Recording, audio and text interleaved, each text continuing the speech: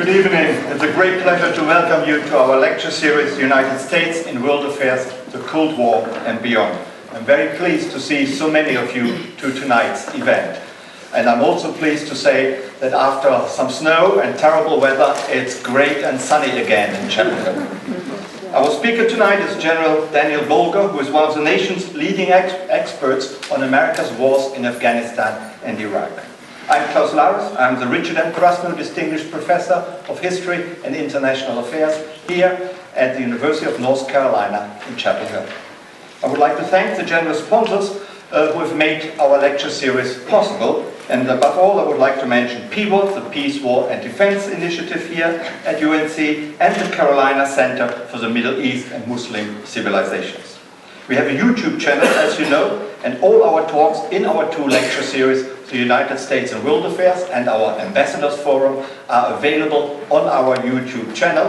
And as you also know, all these lectures and talks are highly exciting. I would like to recommend to you to watch them as often as you possibly can. And let me repeat the address to you. It is youtube.com/KresnoUNC. And as you know, all these talks and lectures are well worth watching. And please subscribe to our channel. It is all free of charge, of course.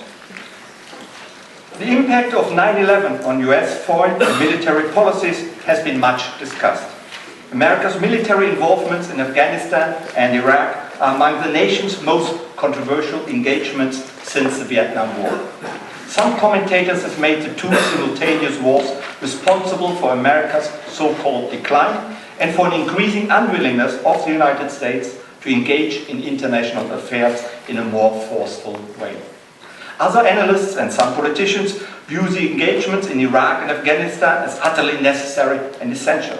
They call for similar great efforts today regarding Syria, for example, and the fight against ISIS. Certainly, anyone who deals with America's wars in Afghanistan and Iraq enters a field of controversy and great dispute.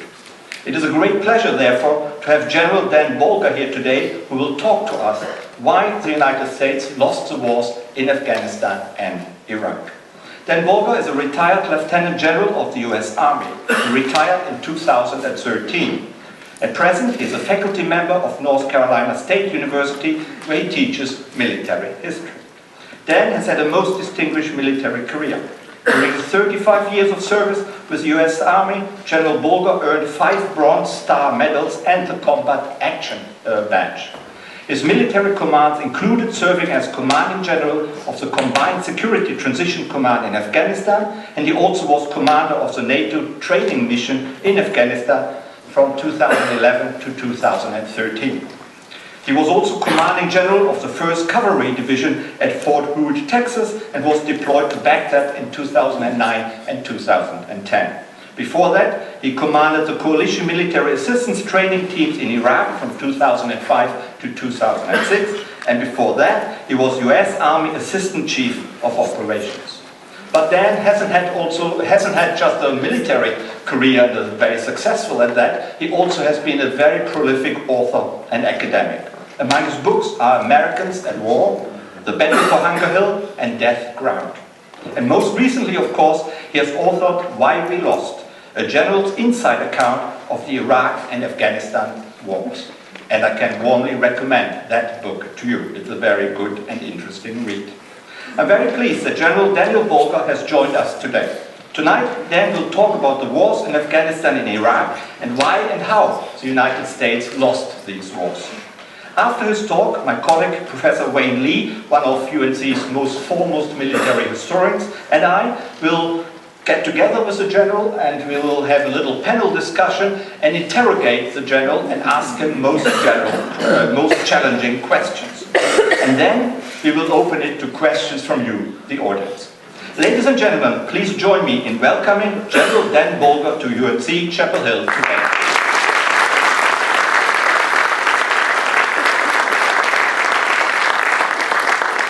Thank you very much, Klaus. Thank you, ladies and gentlemen, for taking time out of your busy day to hear what I have to say on what I think is a pretty important subject to all of us. I'm a United States Army General, and I lost the global war on terrorism. And saying that, it's like Alcoholics Anonymous. The first thing you have to do is admit that you have a problem.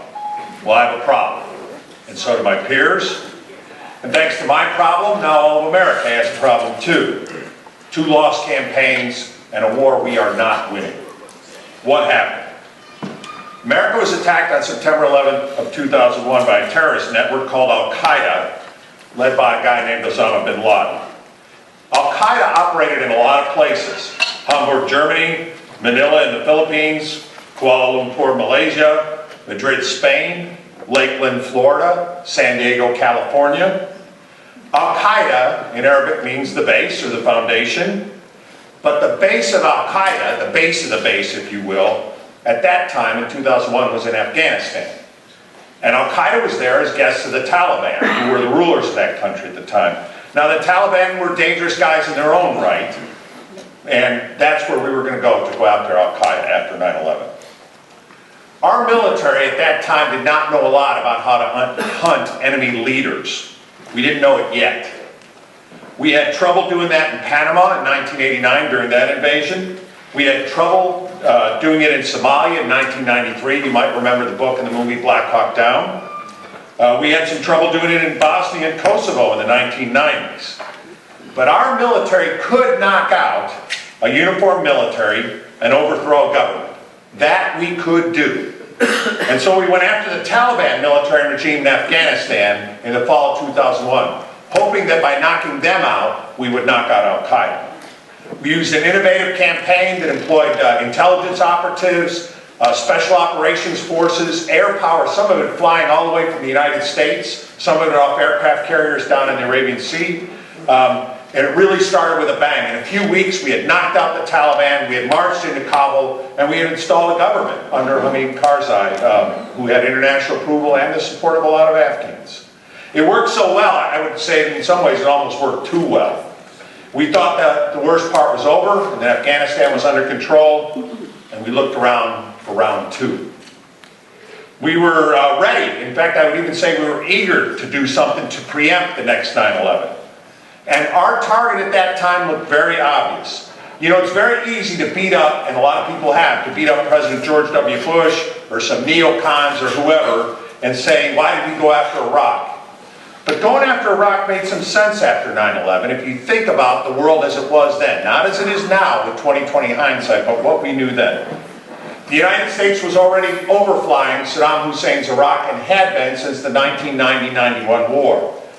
We were already at war. We were bombing Iraq on almost a daily basis in order for our aircraft to operate over there. We were hitting their air defense systems, we were striking their command and control facilities, and we were shooting at their aircraft. So basically doing that every day. Saddam Hussein was a known threat to the United States and to his neighbors. He'd attacked neighboring countries to include an attempt to take over Kuwait in 1990-91. He'd attacked Iran in the 1980 to 1988 Iran-Iraq war. He'd fired rockets into both Israel and Saudi Arabia in 1991. He already had a record of attacking the neighbors and being dangerous. Saddam Hussein did back terrorist groups. He did not have a direct connection with Al-Qaeda. That's one thing we got to be clear about. But there were plenty of other terrorist groups that he absolutely had a connection with. Abu Abbas, the leader of the Palestinian Liberation Front, might be known for some of the folks in this room. You might remember the incident in 1985 where the Italian registered cruise ship, the Achille Lauro, was taken in the Mediterranean Sea. Abu Abbas and his team actually threw an American overboard, a person who was in a wheelchair named Leon Klinghoffer, tossed him over the side as part of that terrorist seizure.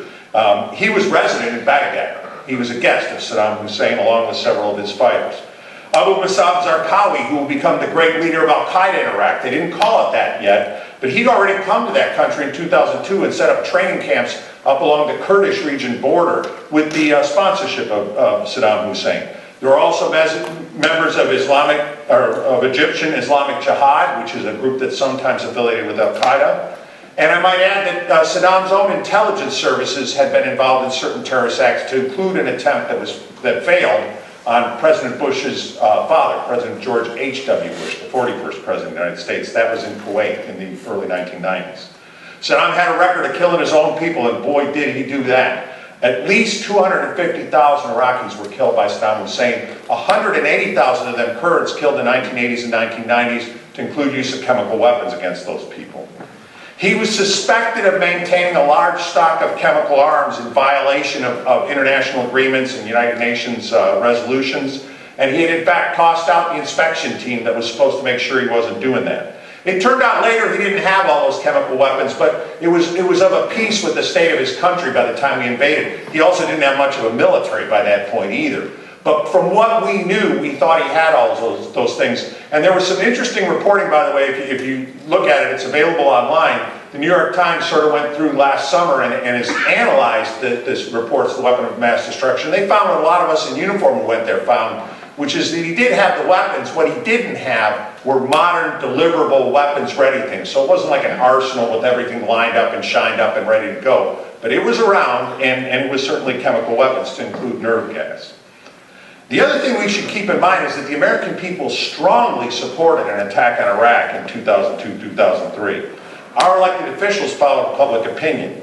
There was a bigger bipartisan vote in October 2002 to support operations against Iraq than there were in 1990 and 91 for the original operations to liberate Kuwait in the first Gulf War, the Desert Storm War.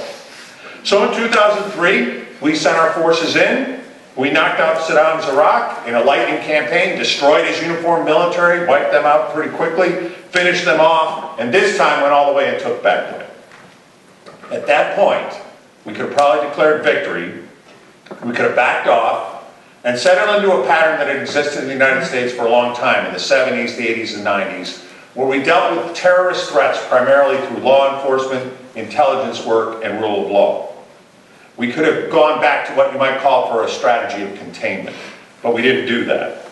Instead, we stayed.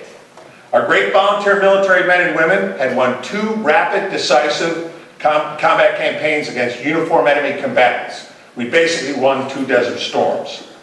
And now we thought they would finish the job. 2 American-led counterinsurgencies against what appeared to be the remnants of these 2 countries, what appeared to be local people who were taking up weapons to stop the invaders. Never mind that an American-led counterinsurgency had not worked in Vietnam in the 1960s and 70s. But in the military, we said, that was a draftee army. Those were people who didn't want to be there. But our current troops very much wanted to fight for their country, and they thought they wanted to fight in this war. I know I did. This time, with our great volunteer military, the great men and women, we do Vietnam, and we do it right. We do it in both Afghanistan and Iraq simultaneously. And as you ladies and gentlemen know, that part got all screwed up. The ignorance, the arrogance is absolutely breathtaking to think that we should have thought we could do that. But there it is. What did we accomplish? We did accomplish some things, so we need to mention those. There's been no significant foreign-initiated terrorist attack on the United States since 9/11. There's not been another equivalent of 9/11. There have been attacks, certainly. There have been incidents. There have been events. But by and large, those are self-recruited people, and you could make the argument maybe they were self-recruited because of the U.S. reaction to 9/11. We can discuss that when we have the question and answer. But in terms of a significant terrorist attack that initiated in a foreign country, that hasn't happened since 9/11. The al-Qaeda leadership has been decimated. Those that are left of al-Qaeda today, the organizations that call themselves al-Qaeda, the organizations that take the mantle of al-Qaeda, ISIS, for example, in Iraq and Syria sometimes refers to their old life when they were al-Qaeda in Iraq, their earlier name. They are splinters, they are leftovers, in some degrees they're wannabes or self-recruits. A way I would put it for the majority of them is they're people wearing a Che Guevara t-shirt, they're not Che Guevara, okay? By and large, their interests are in the local region. They talk a lot about wanting to come and attack the United States or come to our homeland, but they don't really put it together. Osama bin Laden and his core al-Qaeda group, although very small in numbers, were also quite unique in their capability to mount large intercontinental operations. So that leadership's been decimated, and that hunt goes on. I mentioned our special ops forces were not very good at manhunting when the war started. They're very good at it now, as are intelligence and law enforcement. And together they're operating not only in our own country, but in places like Yemen, Somalia, and many other places. We didn't know how to do that before 9/11. Now we do. What about the 2 countries we fought in? Well, Iraq's very much in the news. You know, that country is barely hanging together with some pretty minimal U.S. help. We got about 3,000 advisors. We do some airstrikes over there. ISIS are the guys that we left in the field from the campaign of 2003 to 11. They're the same enemy. They've got a new name, they try some new things, but very much the same guys. Abu Bakr al-Baghdadi, the self-proclaimed Caliph of ISIS, was on our target list when I was there in 2009 and 10 in Baghdad. So, I mean, in a lot of ways, this is what we left behind us, and it has gone to work in that hole we left behind. There is a Shiite-dominated rump state in Iraq. There's a Kurdish region in the north that's semi-independent. What becomes of Iraq, we don't know. I might add that Shia-dominated government in Baghdad is heavily influenced by the Iranians, who, by the way, have more than 3,000 advisors on the ground helping Iraqi forces today, to include religious militias that are fighting against ISIS. What about Afghanistan? Afghanistan is going to be even worse, I hate to tell you, with or without U.S. help. The Taliban effectively control the southwest, the south, and large portions of the east. Last year and the year before, the Afghan National Security Forces suffered the highest casualty rates in their history. About 4,000 killed 2 years ago, 4,500 killed last year. We'll see how they do when the Taliban initiates their spring offensive. Our president has announced we're down to about 10,000 troops in country. There's also about 3,000 NATO troops. I just heard an announcement saying that we were going to drop to 5,000 by next year. Now we're saying, well, we may hold off on that, we may not. We're having a discussion right there about how slow we're going to lose. Okay, we're still talking about withdrawing and getting out. There is no agreement to stay, and we will not stay. We'll be down to a handful at the embassy in a couple of years from now, regardless of how this plays out. And when you say a handful at the embassy, my advice is better mark the landing zones for the helicopters, because you're going to need them. So that's what we accomplished. What did we not accomplish in this war? We did not destroy Islamic extremism. In fact, our enemies think they have run us out of those two countries, and they are not all wrong. We did not remake the Middle East and have it led by a democratic Iraq and Afghanistan. Grand thoughts about equal rights for women, wide-scale education, open societies, modern economies didn't happen. Iraq and Afghanistan today are basically authoritarian states that have some of the imagery of a democratic government, but by and large, they have governments that are beholden to small cliques that are ruling those countries. Those things did not happen, and I don't think they're ever going to happen. And what did it all cost us? About 7,000 American military dead, 5 times that many military wounded, a much higher number dealing with psychiatric injuries. And ladies and gentlemen, if you wonder why things like post-traumatic stress disorder come from these guerrilla and insurgent wars, imagine the position of young American men and women out on operations who are going into people's houses, rooting through their belongings, and trying to figure out which person's the terrorist and which person's a farmer. You're asking men and women to make shoot, don't shoot calls in the middle of the night that will prey on them for the rest of their life. Our coalition allies lost more than 1,300 dead and nearly 6,000 wounded, and I haven't even mentioned there the Iraqi and Afghan forces alongside us. And remember, we had almost 3,000 American civilians as well as some foreign nationals killed on 9/11 in our own country. Afghan civilian dead are at least 13,000, but I believe that number is unreliable. The real number in some estimates might be 10 times higher. We just don't know. Iraqi civilian dead have been a little more carefully estimated. We think they're about 104,000, and that estimate is a little bit more reliable. We have no idea of those numbers I've given you, how many of those dead are insurgents. And I will tell you, it's just as hard to sort it out on the morgue as it was on the battlefield. In money, the war has cost America almost $1 trillion since September 2001, split with about 2/3 for Iraq and about 1/3 for Afghanistan. Modern war isn't cheap, and damage to our economy is difficult to determine, but there was certainly some. Okay, well, reasonable thing after that economy is to say, why? In sum, I think the United States got the overall strategy right. And bear with me as I explain why I say that. We also got the military tactics right, and I'll explain that part. What we bungled was the operational art. And the operational art, ladies and gentlemen, is the part that generals do. It's the military part where you hook together what you're doing on the ground with your men and women with the ideas you're having back in the cabinet. That's what guys like me, when I was in uniform, when I was a general, did. The use of tactics to achieve strategic ends. So how did we get it wrong? Well, let's start with that strategy stuff. It wasn't perfect, it never is, but I think it was good enough. On September 12th, the day after the attacks in 2001, America faced a choice, and it's a choice we faced before when we've had threats. We could try decisive war through annihilation, like World War II. Group up, go after them, and a quick decisive war with the maximum capability of our country, try and destroy this enemy.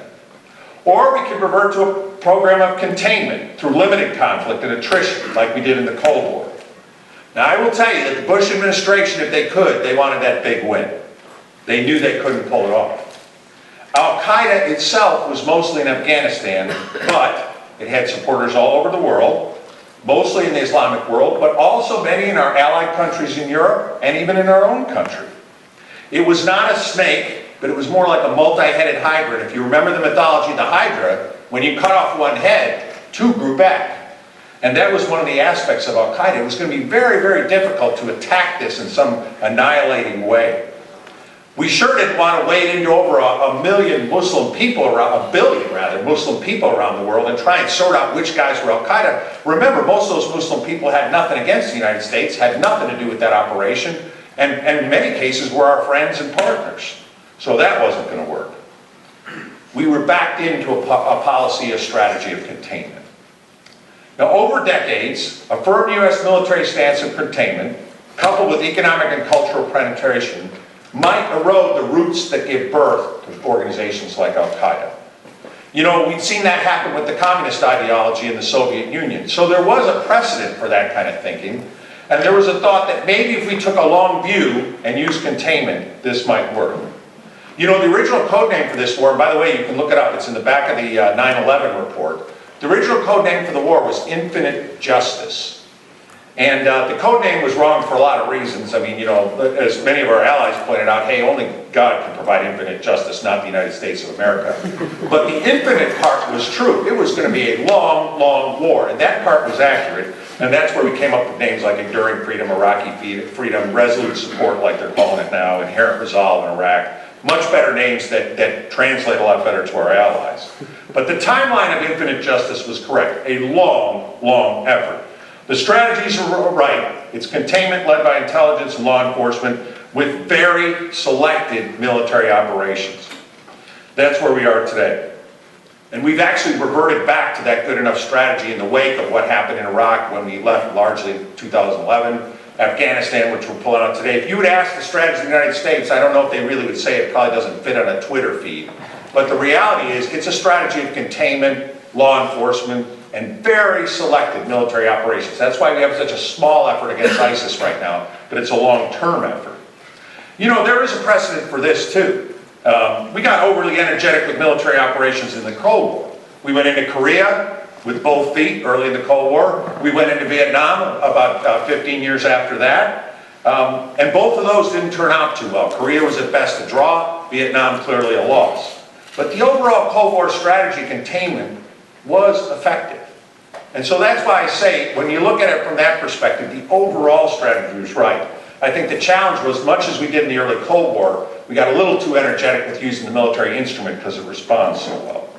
But our strategy is good enough. Let's drop down to the bottom level, our military tactics, our great voluntary military, the men and women that we have in uniform. They are very good at fighting, and that doesn't come accidentally.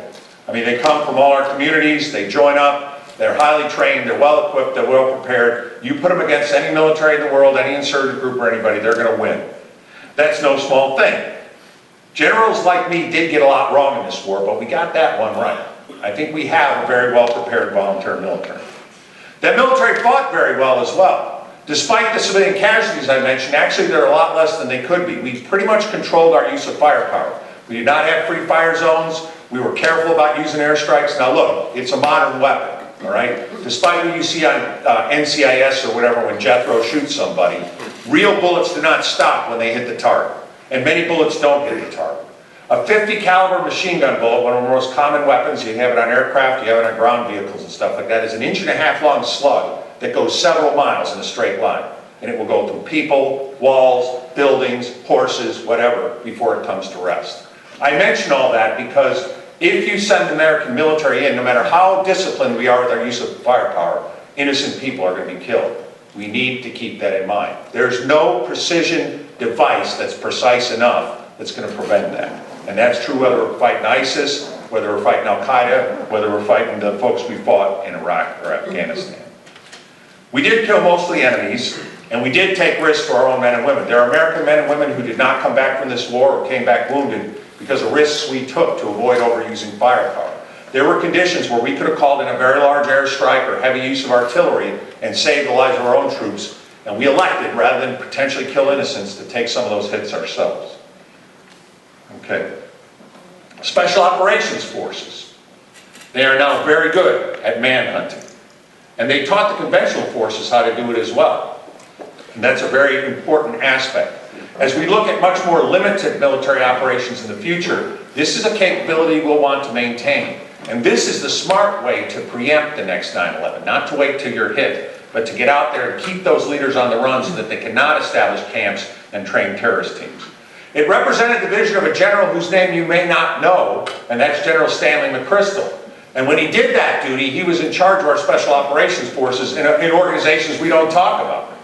But he trained not only his own guys to be a network to fight a network, reorganized them, trained them with the help of a lot of good NCOs and officers that were working with him, a lot of great trigger pullers, as well as great intel folks and logistics folks and all that. He then converted that over and trained the conventional forces as well. If you remember Stan McChrystal, it's probably for some dumb comments made by some guys in his staff to Rolling Stone reporter. Okay, one thing to remember is do not put the Rolling Stone reporter in your command post. But, you know, ladies and gentlemen, if you remember old George Patton, he had some bad days in the press as well.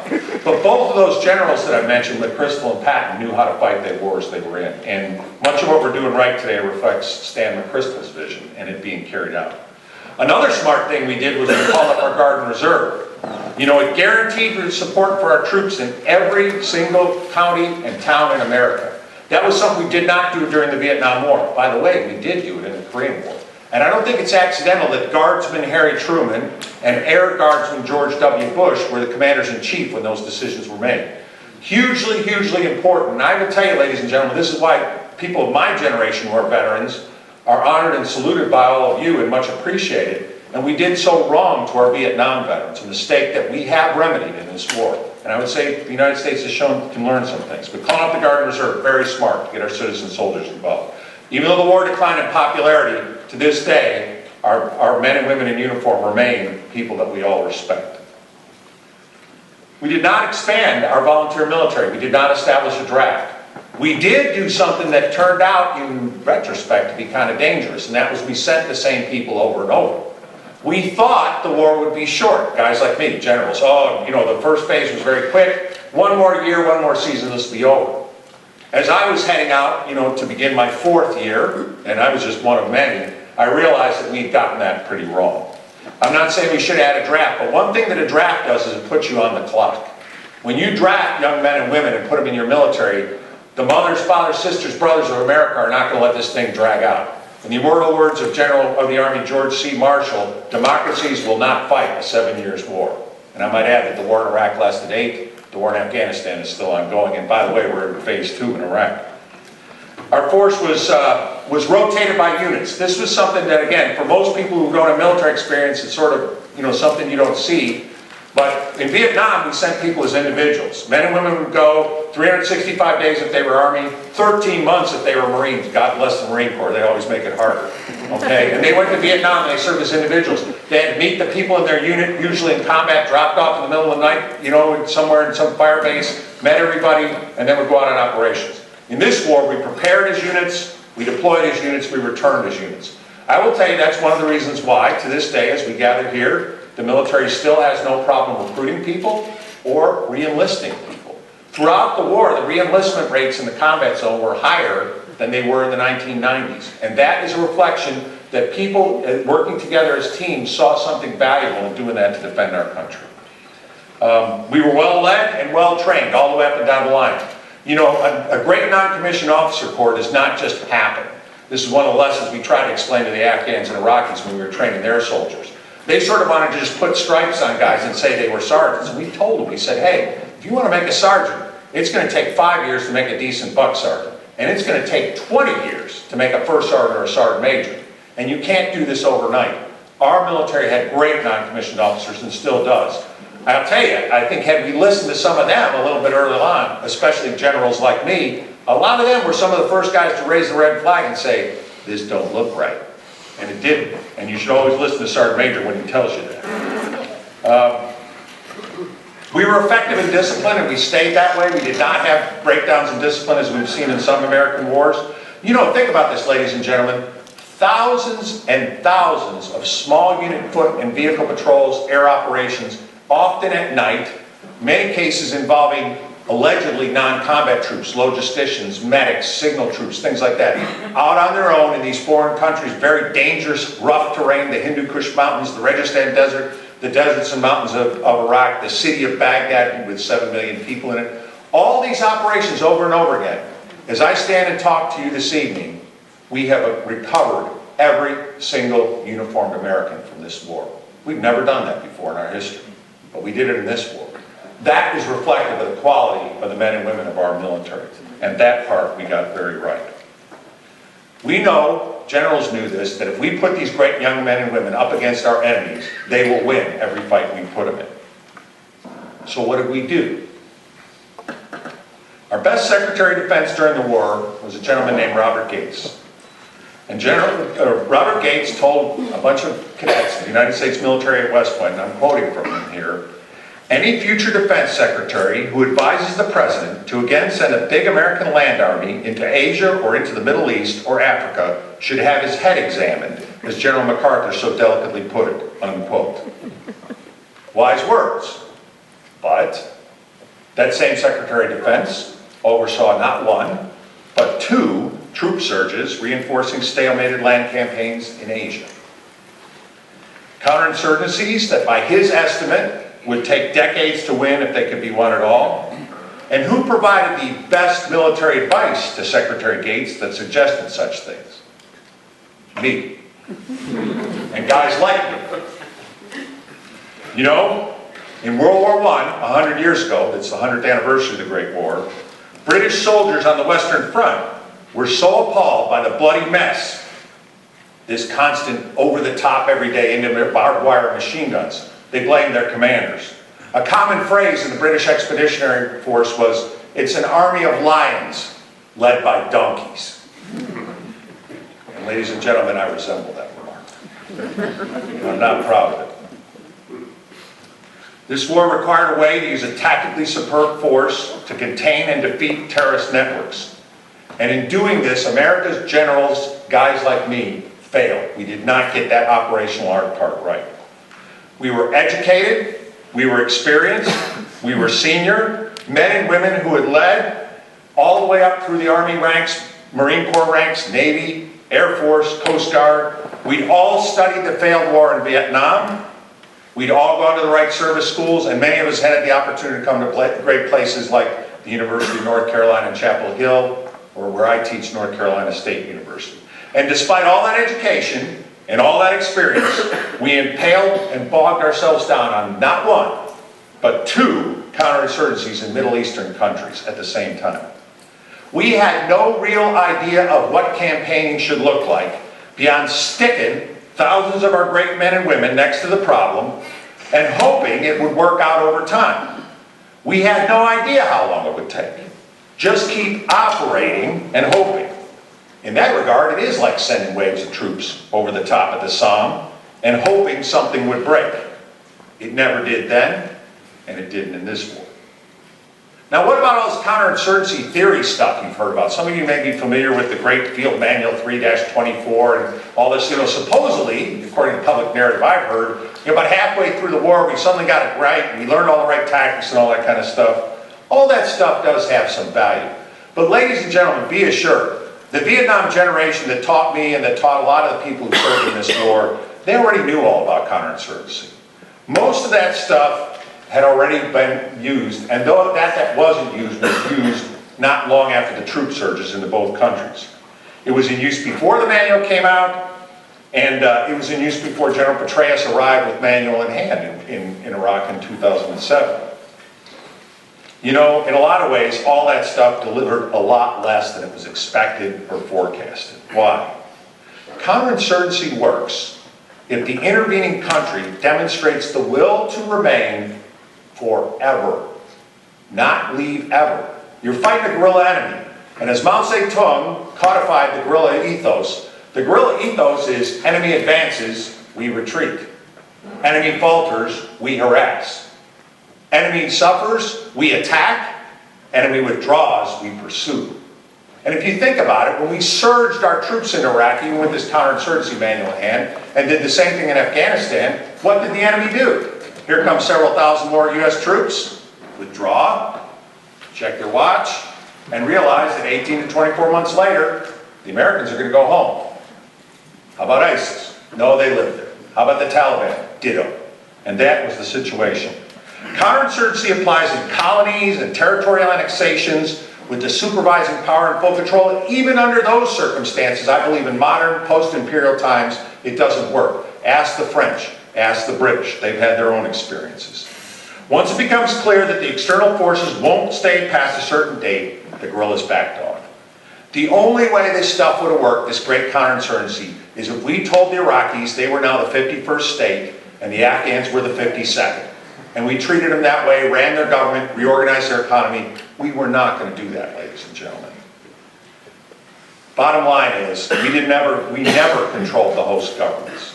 The funny thing is, most host governments, when you go out in the villages, everybody thought the Americans controlled them. So the people running the governments in both Baghdad and Kabul got the worst of both worlds. They weren't being run by the Americans, and yet they were blamed for being American puppets. And so there it went. As generals, we thought that our great people could do anything, even win 2 counterinsurgencies. So what we asked for in terms of resource was not better people, and other than a few incremental troop surges, not more people. We kept asking for more time. Initially, we said we'd need another few months. Then we said we need another few seasons. Then we said we needed another few years. When I was serving on the Army staff in 2010, 2011, responsible for projecting our deployments in the future, we had troop deployments into both Iraq and Afghanistan planned until the year 2050. And the only reason we didn't have them planned any further was the fanfold paper only went that far. Okay? Was that something that you signed up for, the American people signed up for? I don't think so. And we did this even though we knew we couldn't stay. Do you realize that as I was making that plan in 2010, the war in Iraq had already been agreed to end by 2011. There was an agreement signed by the Bush administration, by Ambassador Ryan Crocker, and by the Iraqi government at that time. And the agreement was titled Agreement on the Withdrawal of U.S. Forces from Iraq. Sometimes you should read the title on things, you know. But even so, we were thinking, oh, well, they don't really mean that. They really mean we're going to stay. No, the Iraqis were dead serious. We were leaving, as was our own government. And I mentioned the Bush administration negotiated that. I noticed several members of the Bush administration now like to point the finger and say, by God, everything was good when we left. No, the steaming bag of crap was already on the front doorstep. Okay? And I mean, what happened with the Obama administration is they carried through that agreement. And Ambassador Crocker, who shifted over to Afghanistan, took that agreement, translated it into Dari and Pashto, scratched out Iraq and wrote Afghanistan. If you don't believe me, look them up on the internet. They're almost identical. And the Afghans signed it in 2011. In both cases, we knew we were withdrawing from those countries, and we knew we had a timeline. In the case of Iraq, we knew we'd be out of there by December of 2011. In the case of Afghanistan, by December of 2014. In both cases, there was provision for a residual force, and we did leave something, but not very much. And the enemy, they waited us out. Those were publicly announced agreements, and everybody out in the enemy camp just knew the Americans are leaving. They know it today in Afghanistan. And even as we go to ISIS, by the way, if you saw the authorization for use of military force that's being debated right now, there's a 3-year time limit. So if I'm the ISIS, what do? Enemy advances, we retreat. Set your watch and wait.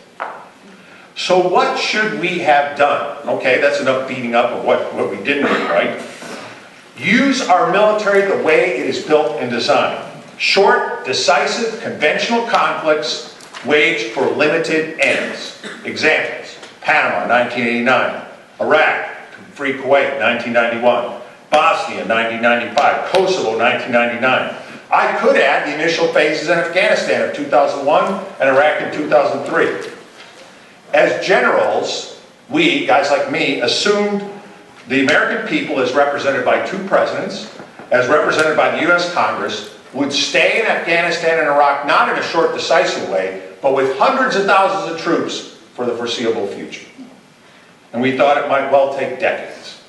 We planned troop rotations that long, and we assumed wrongly. Somehow, in this most vital aspect, you would think with all the meetings we held, and I was in some of these meetings with presidents and secretaries of state and secretaries of defense and allies and NATO and all this other stuff, you would think during those hundreds of hours of meetings, at some point somebody would have said, and just how long are we going to do this? But the military didn't ask that question, and the politicians didn't answer that question, and both sides managed to talk past each other. And we in the military assumed we would stay, so the generals, the uniforms, we thought we'd stay. And we planned on it. And the civilians, the suits, they thought we would leave. And they ran for office on that. And they got votes for that. Now sergeants and captains, the guys who actually have to fight this war, the men and women at the using end, not to mention all of you as the fellow citizens, you count on generals, on people like me to sort out things like a timeline. That's not asking a lot, that we would at least have that discussion. But we didn't have it. We had no plan but to operate. And when you have no plan but to operate, your military decisions get very simple. You can stay the course. You can add forces, as we did in troop surges in both Iraq and Afghanistan, Iraq in 07-08, Afghanistan in 10-11. You can add forces, or you can pull out. In these wars, over time, we tried all three of them. And when you come right down to it, the only one we actually carried out, and we haven't even totally carried that one out, is pulling out. And it works in the finite sense that the U.S. commitment is drawn down. But it does leave both friends and foes behind. And it sows the seeds for future trouble. We're seeing that today with ISIS, and the Taliban, I'm telling you, will be worse. You'll see their spring offensive here shortly. Despite the unmatched courage of the men and women in the U.S. uniform, and I do include a good number of generals who fought alongside their soldiers in this war, our generals did not stumble because they were stupid. So they're not the donkeys of the British Expeditionary Force, not dumb, don't get it or anything. Oh no, they got it. Rather, we faltered due to a distinct lack of humility. We were too arrogant. We were certain that we knew best. We were confident in our skilled troops. We persisted in a failed course for too long, and we came up well short. We failed. I failed. Failed my fellow soldiers, some of whom are in this room this evening. And I failed you, my fellow citizens. Well, that's a pretty damn discouraging account. But it's what I think. And you may not agree. Plenty of people don't, and I've heard from a lot of them. And I think that's as it should be. This has been a very hard war. We must talk about it. We must figure out what happened. We've got to figure out why it happened, and we've got to figure out what to do about it. We do not have the luxury of spin, or avoidance, or happy talk, or denial. Our enemies are still out there. Boy, are they ever. So when you think about what the hell we just did to ourselves, and our enemies in Iraq and Afghanistan since 2001, I urge you to ask the hard questions. I'm not sure I can answer them. And I'm definitely not sure I can ever answer the families of our honored dead. But I can try, and we can all try. Thank you.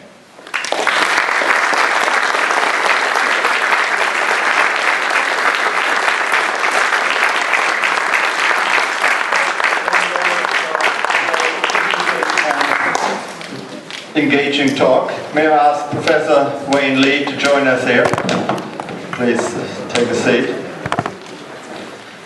Thank you. Thanks again for a very engaging talk, very self-flagellating talk as well. Many commentators talk about the wars in Afghanistan and Iraq as Afghanistan, the necessary war, Iraq, the unnecessary war, the superfluous war. Would you agree with that, or what is your view? Well, I would say, Klaus, that both counterinsurgencies were superfluous. Key point, one of the reasons I did talk a little bit about why we went with Iraq, remember, we were already at war with Iraq on 9/11. From the point of view of Saddam Hussein, one of the reasons he sponsored all those terrorist groups and attacks, he felt himself to have remained under attack since the war over Kuwait. Something was going to have to be done there. Whether we continue to contain them, we were still going to have military power committed. And I might add, although my background is Army, in the case of the United States Air Force and the Navy, they had a substantial portion of their force committed to keeping Iraq contained. So essentially it's an American argument or a Western argument to say, was Iraq an unnecessary war? We must have thought it was necessary because we never left after 1991. And we kept a substantial, we were killing Iraqis on a daily basis. Bombing their air defense sites, their command and control facilities. But there was no invasion, no ground force, yeah. None of our ground force. But I think really, you can use American military force the way it's designed, which is a rapid, decisive operation. I think where it becomes very dangerous is when we stay in the lead to try and do a counterinsurgency, because we never control the governments in those places. And so as a result, from the point of view of the citizenry in both Iraq and Afghanistan, we were occupiers, and yet we were the worst kind of occupiers, because we were going around house to house, but we weren't improving their life. I had many an Afghan and Iraqi say to me, and I'm sure ladies and gentlemen in this room who served over there would say the same, hey, you're a country that could land people on the moon. You're a country that could do this, that, and the other. Why don't I have water? You've been running my country now for, and if I go into some lengthy explanation, well, the government in Kabul has still not executed the budget, their eyes would glaze over, and rightly so. To me, we had some aspects of an imperial power without the guts to sort of take over and run it. And in my mind, if you're not going to take over and run it, do not get into a counterinsurgency. Let the local people sort it out. Thank you. President. Yeah, Dan, thanks very much. There's a lot of things that you were saying that I agree with, or at least find within the sort of middle of the realm of the discourse and the debate about this subject. But the one thing that, and it directly follows up from Klaus's comment, you simultaneously said that, speaking of, say, 2002, that we could engage in a strategy of containment, and that was the strategy. So we had a good strategy. And you said we had good tactics, we had good strategy, we had bad operational execution, and then you go on to self-flagellate. Well, there's plenty of other generals. Well, I got that. Believe me, I got that. But then on the other hand, you said invading Iraq made sense, and I don't see even fighting Iraq made sense. Okay. So is that the distinction you want to make between fighting Iraq and invading Iraq? Whether we went on a ground invasion or not, to me, Wayne, what I would say, a ground invasion that lasted until about the time the statue came down in Baghdad is one thing. It's another thing when you're going to stay there then on an open-ended commitment to reshape the country. That latter, for sure, was not very wise. Well, okay, all right. So then, okay, so you just said it's okay if we stay until the statue comes down. So we invade, we stay until the statue comes down. Knock out Saddam Hussein, destroy his military. So then what? Because, I mean, first, international law and the Pottery Barn Rule, and the Pottery Barn Rule is actually a plea to international law, for those of you who haven't got that together. Right. When you break it, you've bought it.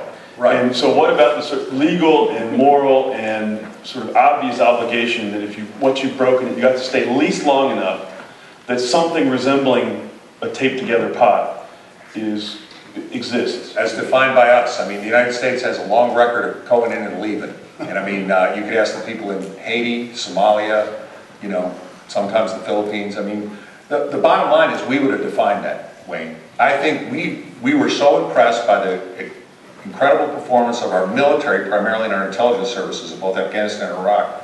We thought we could pull it off. I mean, I heard people say, when I was in service, this time we're going to do Vietnam right. We know how to do counterinsurgency. We're going to do this correctly. We're going to build local forces. We're going to empower the government. We're going to do all these things. And it's incredibly arrogant to think that, because we're doing that as if the only factor involved are the Americans. We never asked the Iraqis. There were Iraqis telling us when we got to Baghdad, you need to leave. And what do we say? Well, you don't get it. I remember the British came to us, who, by the way, had their own bloody noses in both countries. The British are a key part of our contingent. I remember they came to me in both countries and sort of said, we have experiences in what we used to call Mesopotamia. We know something about Afghanistan. You really got to... We said, well, you're a British guy. You don't get it. Well, in Vietnam, we told the French they didn't get it, We have a tremendous belief in ourselves, Wayne, and in my view, that's what got us. And we chose to interpret the so-called pottery. Hey, Iraq belongs to the Iraqis. That's who owns it. Not us, not the visitor, not the guy. It's just like at the damn Pottery Barn. It's the store that really owns it unless you buy it. That wasn't the official reason why there was a ground invasion of Iraq, because of the alleged links of Saddam Hussein to Osama bin Laden, to 9/11, and also because apparently there was supposed to be a danger emanating from Saddam Hussein for the Western world, like the mushroom cloud Condoleezza Rice told us about. So if that all was established as nonsense, why was there a justification for going in? Well, Klaus, I wouldn't say that it was established as nonsense. I mean, I think that, again, we were already at war with Iraq. That's the thing we should remember. Whether we make a ground invasion or not, we're flying over Iraq, we're dropping bombs on Iraq, we're killing Iraqis on 9/11, before 9/11, and after 9/11. And we'd already intervened on the ground in the north to help the Kurdish people. I mean, so there was a track record already of that. The points made by the Bush administration, it's interesting, Wayne mentioned the pottery barn rule. The one voice that I saw consistently in both campaigns who argued for a very limited campaign was Colin Powell. General Colin Powell, by that time out of the military, Secretary of State, Powell argued very strongly, said, look, it was Al-Qaeda that attacked us, that's who we need to go after. We don't need to get involved in a big fight with the Taliban, we certainly don't need to get involved in a fight with Iraq, we've got the Qaddafi. Now he was a loyal man, he went and made the presentation to the United Nations, which as we know now with flawed intelligence. But I believe Powell is from everything I know him, and I don't know him well, I mean, I've met him a few times and talked to him, but I mean, he seems to me to be a person with personal integrity. I believe that when he gave that presentation to the UN in February 2, he believed that was accurate intelligence. And it wasn't just him, many of our allies also believed that was accurate intelligence. We now have much better hindsight to say, well, the weapons of mass destruction weren't really there, the terrorist ties were not necessarily a threat to the United States. You know, interestingly, Klaus, I've actually heard people make the argument and say, Al-Qaeda, the 9/11 attacks are actually, the 9/11 attacks, the attacks on our embassies in Africa in '98, the attack on the USS Cole in 2000, are actually the exceptions that prove the rule. Most international terrorist groups, although they'll have a lot of rhetoric, operate locally. And there were so many times that was stuck in my mind, because when we were operating in both Iraq and Afghanistan, the majority of the people we were fighting as American troops were locals. They were not foreign fighters. You catch an occasional one, and the special operations would catch them a lot. But the average people we were fighting were local people who did not want to. But you would say that Colin Powell's original advice to focus on Afghanistan was wise, yeah. Very well, and to focus on a narrow attack against Al-Qaeda. Here's one other thing, and again, ladies and gentlemen, I didn't get into all this, but you should be aware, and you should look at it. There were approaches, the Taliban government was only recognized by Pakistan, United Arab Emirates, Saudi Arabia. There were approaches to them early on after 9/11 to do something about this Al-Qaeda problem. Now, President Bush on September 20th gave a very forceful presentation to the assembled House of Congress, Prime Minister Tony Blair in there, widely covered around the world. And that's where he made the famous statement, you're either with us or against us. And he said also, he issued an ultimatum that no government could have carried out. I mean, he issued an ultimatum to the Taliban with a very short timeline. Maybe Bush felt like he had to do something in a month after 9/11. But did we? What was our real goal there? That's where Powell, a guy who fought in Vietnam a couple times, been wounded as an advisor to the South Vietnamese forces, very wisely warned. He says, our goal here is to knock out Al-Qaeda. We knew we couldn't manhunt them. Did it make sense to take on this Taliban government, which had not attacked the United States, just to get at their guests? So I mean, even the Afghans got a lot of challenges when you look at it. Thank you. Yeah, my other concern about your argument is you're making a critique of the wars that have been lost through failure of generalship, and the specific failure you're reciting is essentially a lack of awareness of proper civil-military relations. And you end up sort of hanging that on one side of a dyad, the military side.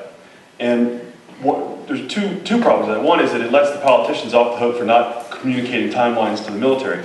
But the other thing is it lets the politicians off the hook for profoundly political decisions that generated the outcomes that you're talking about. So just to list a couple. So for example, on September 12th, 2001, you have Wolfowitz talking about invading Iraq, which was just a ludicrous statement to make on September 12th, 2001. And then we immediately go off basically and start planning for it. Second one, we're going to demilitarize, we're going to disband the Army. Plan for it. It was one of our basic war plans. Right, but I mean, we start not just the hypothetical plans, but implementable plans. We'll do about them every night. So the other one is we're going to, for political reasons, we're going to disband the Iraqi army, and we're going to put that huge population of military-age males out of work. And that's a political decision with enormous consequences for operating environment. And then, frankly, President Obama comes into office and says, I'm going to get us out of the bad war and invest in the good war, but then he also upon which, as you said, he's elected. But then he immediately then starts to set strict timelines, which are, as you say, quite legible to the enemy. So I think it's, in the public discourse on why we lost, the title, I think it's really important to keep the politicians in the mix. I don't want to hang all this on the military. I think there is blame to spread around, but I don't want to get them out of the equation. Yeah. And to be fair, as you correctly picked up from a lot of the things I said, the politicians clearly have a role. I consciously wanted to follow an old rule, Wayne, that I learned when I came into service, and that was the first person you have to be honest with is yourself. And one of the things I've seen a lot of retired generals and admirals do, as soon as they get out, they stay in, they do their whole service, they get promoted, they get all their awards, they do all that stuff, they have the nice parade at Fort Myer or whatever, and they get out, and the next day they're on MSNBC or Fox News talking about those damn politicians. I was not going to be that guy. And one of the reasons I was not going to be that guy is I didn't expect President George W. Bush, Barack Obama, Paul Wolfowitz, any of those guys to know any better. Okay? They can make political decisions. They don't know what I know. I'm the guy who's been trained on how to do this stuff.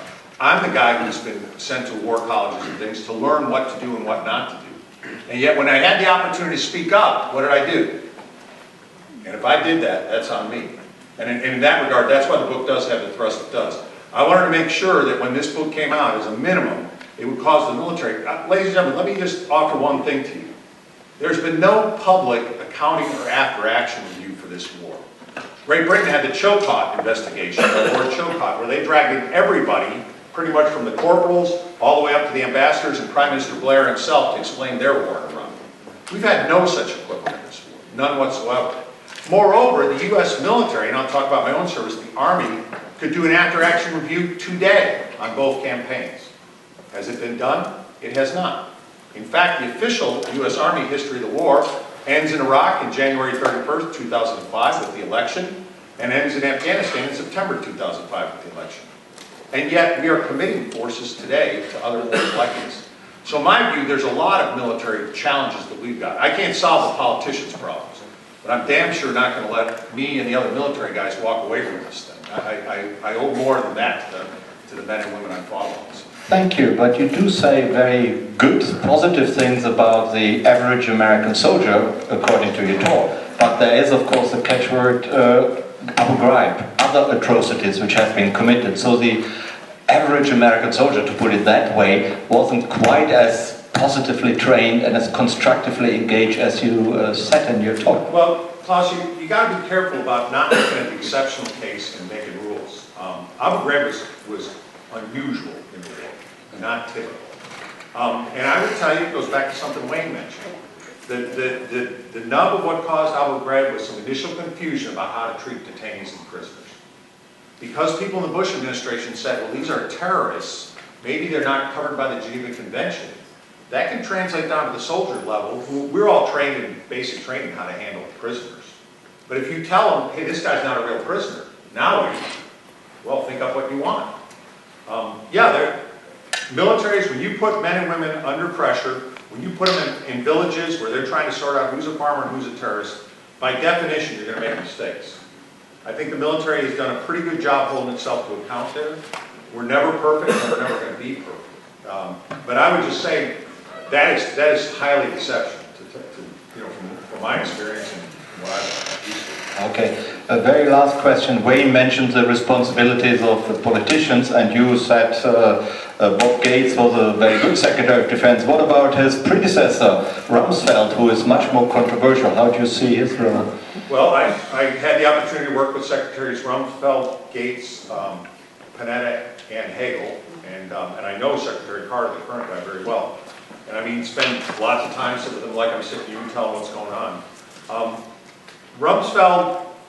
Rumsfeld's challenge is that he has a public persona that's different than how he actually thinks. He's a lot more thoughtful man than he comes across.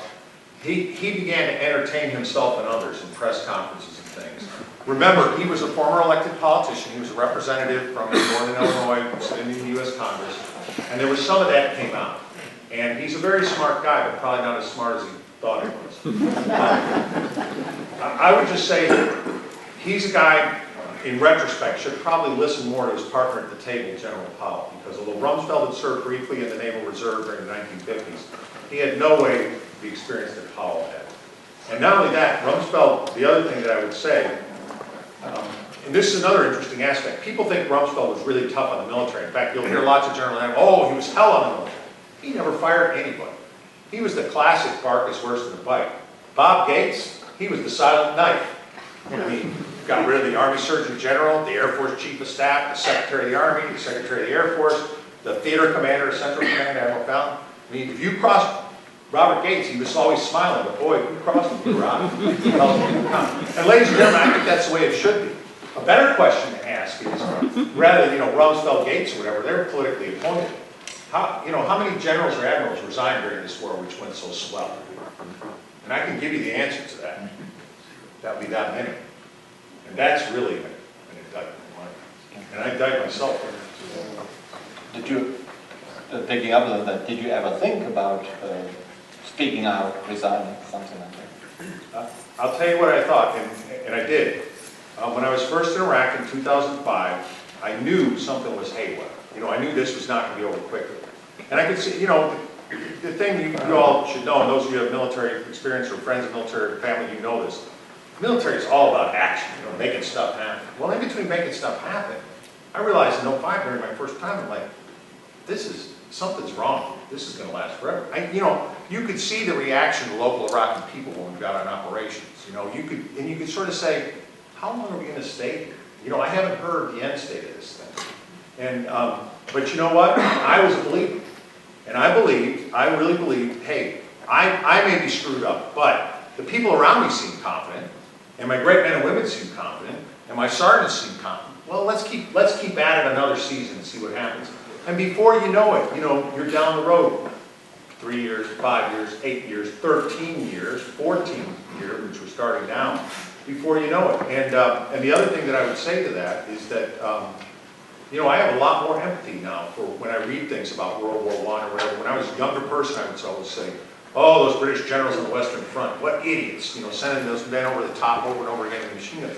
What I realized now is that most of them, it was the only thing they could think of. It doesn't make it right, but that's sort of where I was as well. Thank you. Okay, thank you very much. I think you're impatient to ask your questions.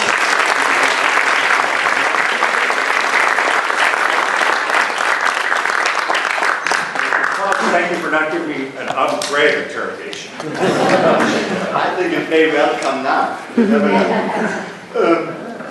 Well, let me ask you to ask the General lots of interesting questions. Please, who would like to start? Just straight here, the lady straight on. Thank you. Thank you very much, General. There's a microphone coming. Thank you very much. I'm not quite sure I got all of the aspects of your alternate vision about how the military should be used and how we should conduct ourselves with regard to the Middle East. If you could explain that a little more and then tell us what you think, how you think it should be applied in the world today. I mean, the world has changed, and we are very good at refighting wars that have gone before. Now we have a situation in the Middle East, and it's throughout the Middle East. So if you could explain your vision again, and how you would, if you were in charge, how you would conduct the politics and the military at the moment, and how it applies. Thank you. I think it was a great question. It's the deep question, I think, for people in America and our friends around the world today. What I would say is this.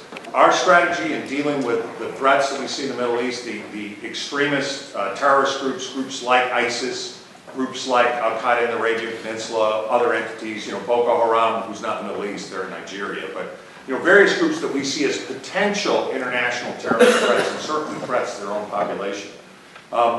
We have to empower local friends and partners, and we have to listen to them. There were so many times I would go in and talk to an Iraqi or Afghan, and I would be telling them what to do. They live in the country. They'd be sort of raising their hand very sheepishly to say, well, but I'd rather do this. No, you don't get it. We're paying for this. You're going to do this. I think we have to listen a lot more. And I think the other thing that I would say, so we have local allies and friends in almost all these areas who very much have visions of what they want to occur. And very rarely does it include a large U.S. contingent. The second thing I think is the wisdom of General Powell in terms of being very, very circumspect on when we use our military in these operations. If we're going to send 100,000 U.S. military in or bomb or do anything like that, we've got to have a public debate, we've got to have a recorded vote, and then we do it. Nothing is, you know, this war that we're talking about now, man, the last authorization for use of military force was in October of 2002. There's never been one for Libya, Somalia, Yemen, or anything. I think we need to have that because that's your staying power. That's where you might determine if this thing gets large, how long are you going to stay? And we need that. So my policy recommendations would be number one, public debate, and I think it's got to start with an accounting of what happened in the current war. You know, I and others, I mean, my book is trying to do that in a way, as is my talk here. But, you know, trying to account for what I think I learned from the war, what I think went wrong or right. Public accounting, and then looking ahead, what do we do about it? Use the military, which is built for short, decisive operations, against conventional enemies. If you're going to fight, and our enemy is going to choose to fight us as a terrorist or a guerrilla, understand the best way to approach that is by using American intelligence, American law enforcement, some American advisors, maybe selected air power or raids by our special ops or some conventional forces, but very small. But the local people taking the lead.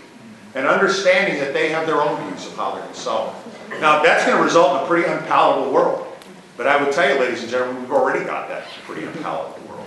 And we have to determine what are the things that we really think are lines, you know, the infamous red lines, like we hear all the time. Well, you know, if they do this, it's a red line. We have to think of what those are. If you go back to the Cold War, there were some clear red lines. Again, we're dealing with a nuclear power, and although they were communists, certainly a Western power, the Russians, in the way they thought. But there's some lines that we don't want crossed. And I think one of them that we could make very clear is a major attack on the homeland.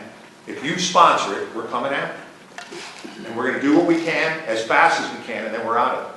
I mean, I think we made that point after 9/11. But then we continued to stay and make it over and over, and as Klaus mentioned, then go into another country that we were already dealing with. So it is quite a challenge. I think the biggest thing that I would say, sort of short answer, is American military should do Desert Storm type operations. If it's a Vietnam type situation, we've got to find a local ally. If there is no viable local ally, we've got to realize we're at a limit of U.S. power. And we've got to realize that. Thank you. And have the ability to realize. Thank you. The gentleman over there, yeah.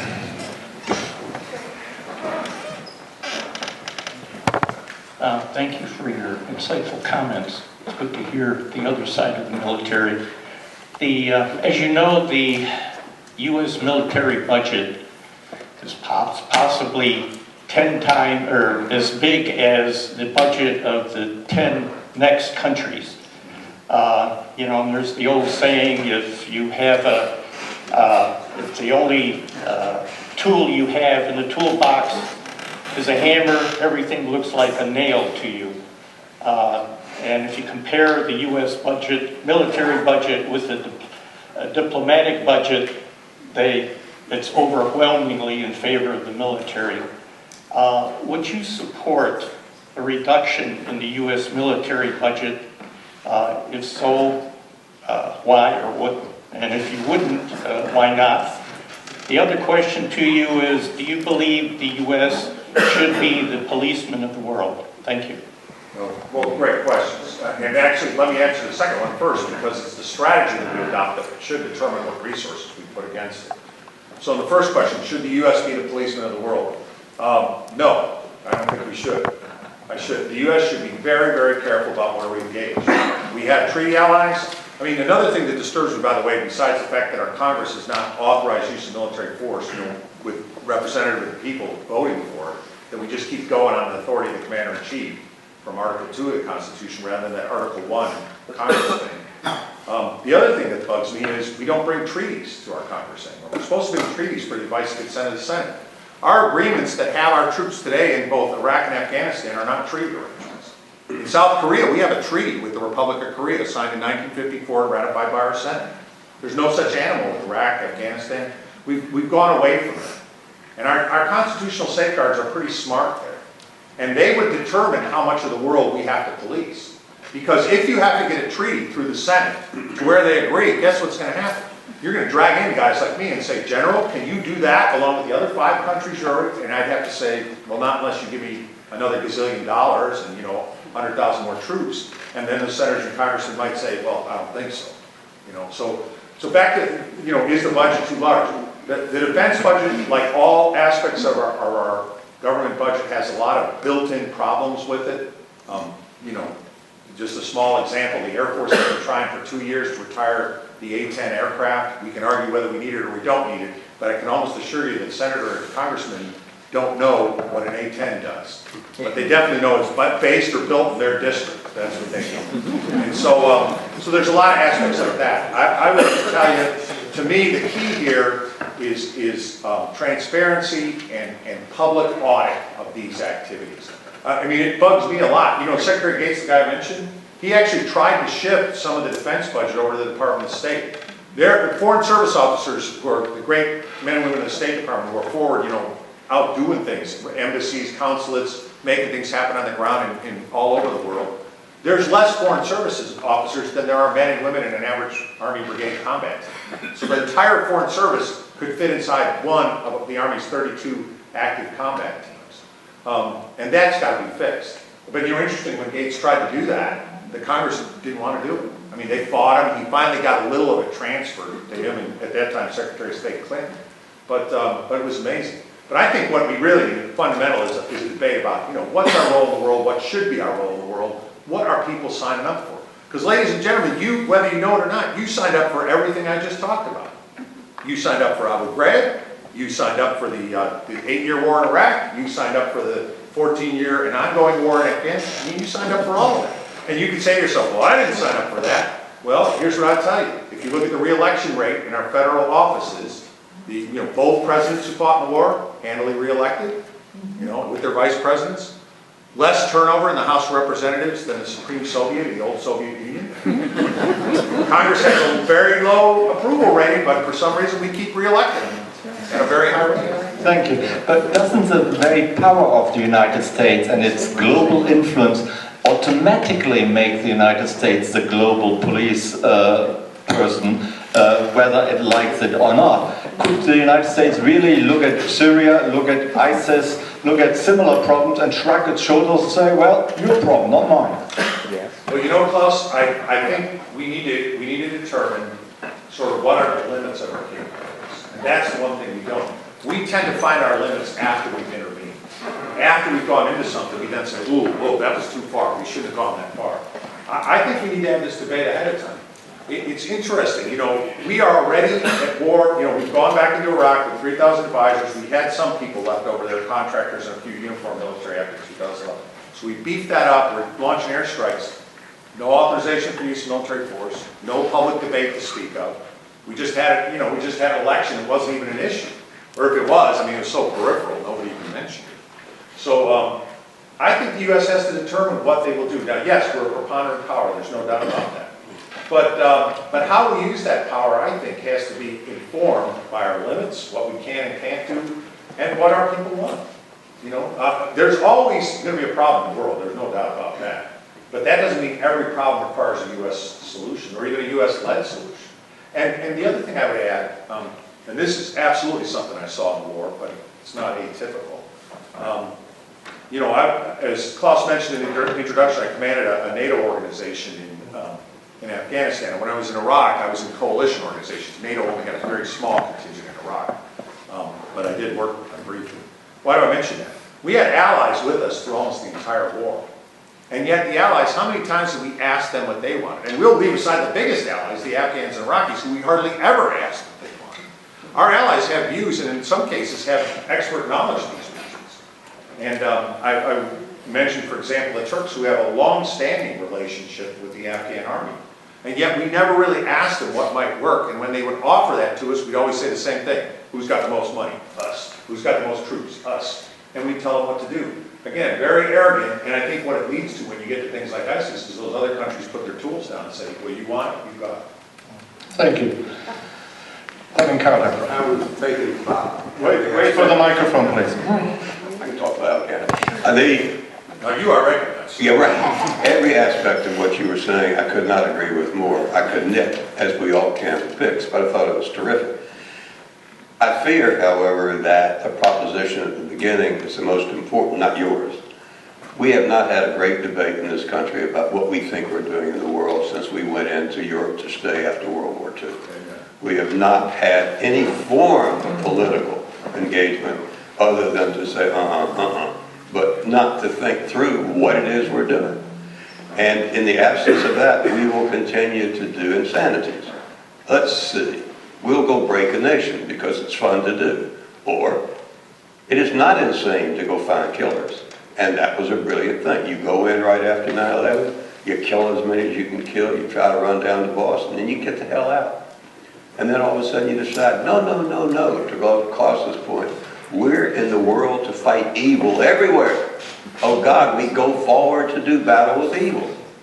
And I know the American people didn't actually sign on to it, though many of us have religious beliefs, think we ought to, but we didn't. And then all of a sudden here we are fighting evil everywhere. You mentioned 3 nations who were friends of ours, the chief financial supporters of the worst of the people we're feeding right now.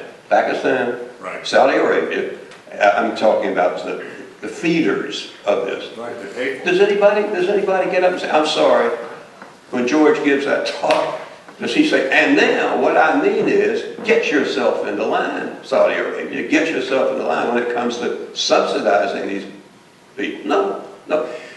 The lack of real political debate has been something devastating for a democracy. You don't deserve the government you have, you in the military. I mean, you deserve something a lot better than what you got.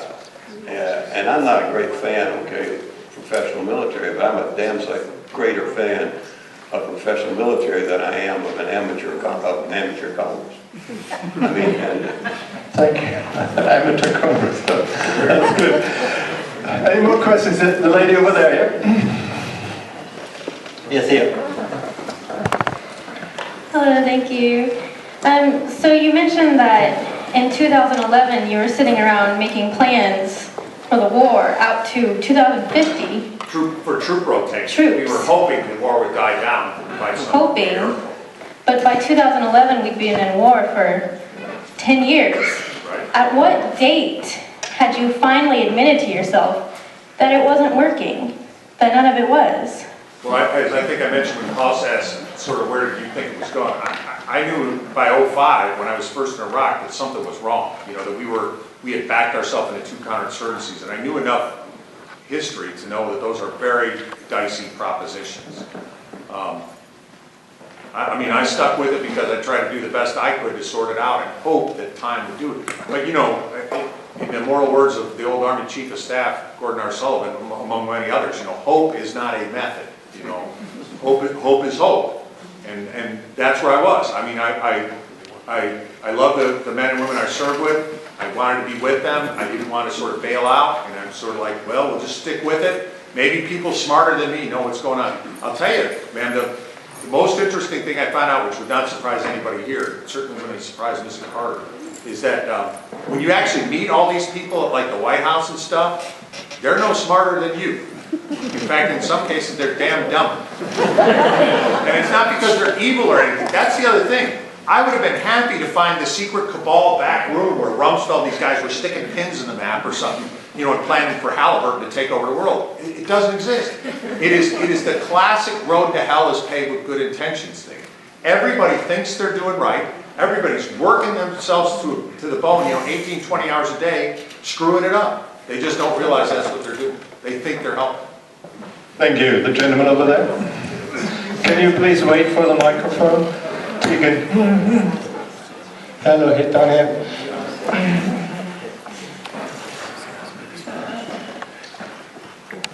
You mentioned in your speech the draft and the absence of the draft and its effect on the troops and activities of the Army. And don't you feel that if you had the draft, that the American public will be more engaged as to what was going on in these foreign countries because their children are involved and therefore they're involved. And if you think that's a valid premise, why wouldn't more people like yourselves advocate for a draft even in today's world? Well, I do think it's a valid premise that during periods when the United States has had a draft, the population's been very engaged in the war. You know, the Civil War, the 2 World Wars, the Cold War, Korea, Vietnam, no doubt about that. I think, though, the majority of the history of the United States, we've had a volunteer force. Majority. I mean, those periods of draft were short, relatively speaking. Military people will tell you, now I'm speaking just as a former soldier, we would prefer to have volunteers. For the same reason in World War II, most of the Marines, all the airborne, all the Rangers were volunteers. Because when you get a man or woman to volunteer, once they cross that threshold, okay, you volunteer. Now, no matter how bad it gets, you ask for it, okay? Japanese have this bad habit of saying, hey, wait a minute, what are we doing here? What the hell's going on? And I think their families at home do that as well. So military people, by and large, we would prefer a volunteer force. I think the reason you don't hear the military arguing strongly for a draft is because we know it's very unpopular. Most of the people who trained me were in a draft army, and they were the cadres, they were the sergeants and the officers remaining after Vietnam. And they all said, hey, that's not the way to go. That American people really did not want to draft. And I think if we had the debate now, it usually doesn't go much farther than a discussion on, C-SPAN or something. Nobody puts it forward as a law or anything like that. Sir, I'll tell you right now, I personally believe, especially with the high status of the military among most people, most people think it's a good thing. Most young men and women would benefit from some type of national service, whether it be the military, park service, whatever. We all say that. We all nod our heads. Some of the older ladies and gentlemen in here did it, so you know that. I mean, my dad was in the Korean War, and he told me, he says, had it not been for his time in the service, he probably would have been a bum, but it sorted him out. He got GI Bill and all that. There are many, many young men and women who have that story.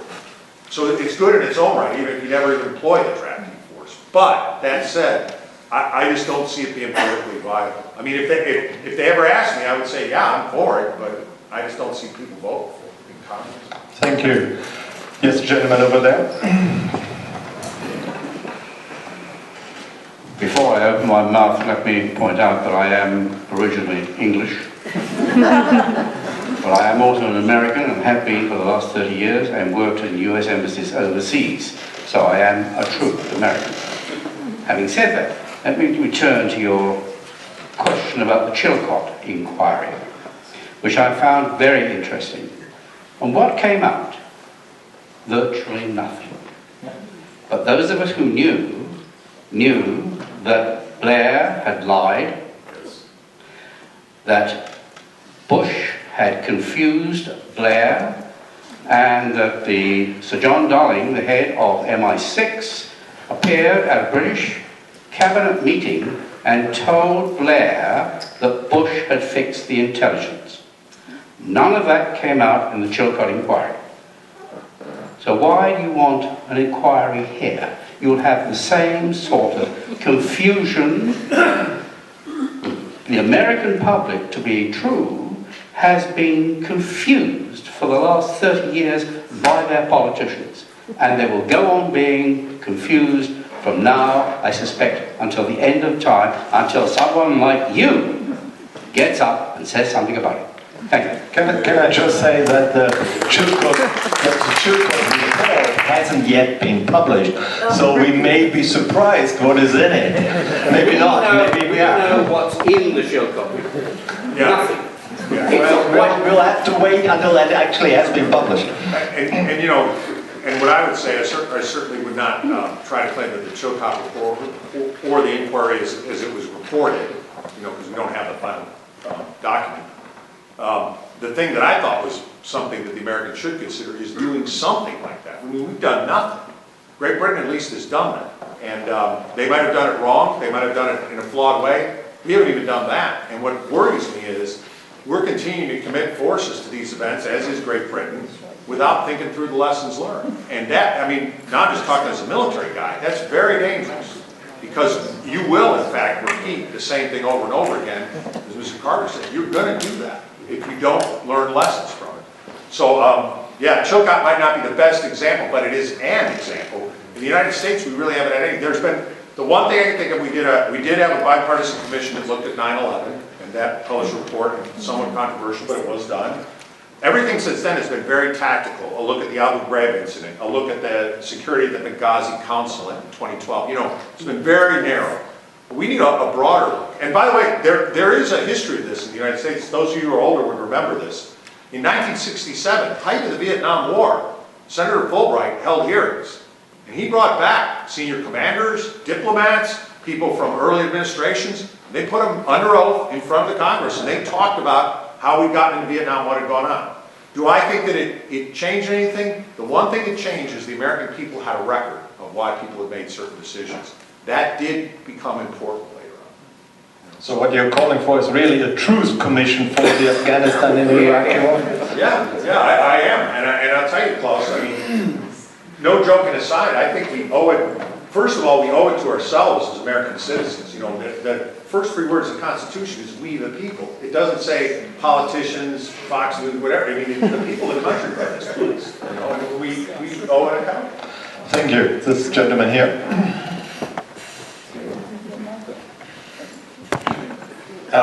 Yeah, you spoke on the commission, and this is some statistics coming from the 9/11 Commission.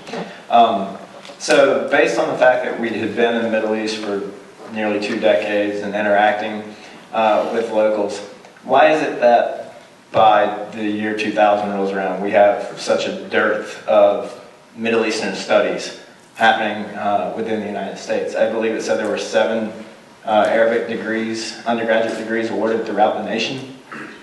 Probably more than that, but yeah, I think you might be correct for Pashto. But regardless, the point was it wasn't widely studied, right? Well, I think here's something I would mention.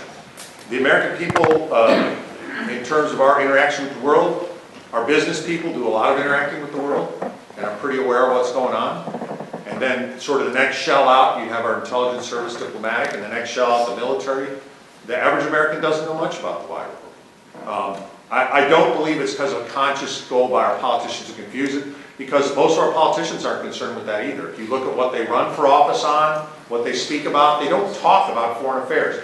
Very rarely. You'll have 1 or 2 people that'll be their forte, and you know, when they speak, they're sort of like, oh, that's him or her again. She likes to talk about that, you know, whatever. So, you know, I think of, you know, Senator Feinstein on the Intelligence Committee or Senator McCain on the Armed Services. When they start talking about foreign affairs, most people's eyes glaze over, and you know, that goes in the early hours on Sunday morning.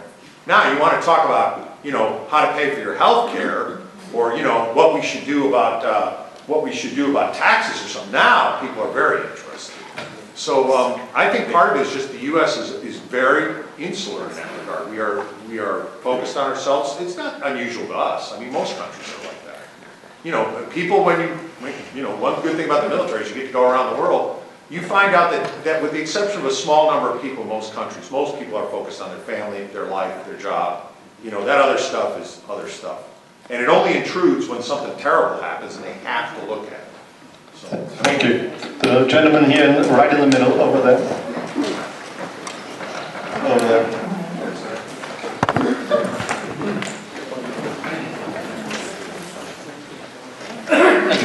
Thank you for your speaking this evening. My question is, based on what you've seen in the last 2 wars, it appears to me that we are working with Iran, and they're encircling Saudi Arabia. Iran wants their nuclear weapon. Saudi Arabia is also going to want a nuclear weapon. What do you see about that? You know, getting people involved and all of this kind of thing. Right now, we have the Iranians taking over the Middle East. And I don't see what where we can go from there. I wouldn't go that far. I mean, you're right. There's Yemen, there's Syria, there's Iraq.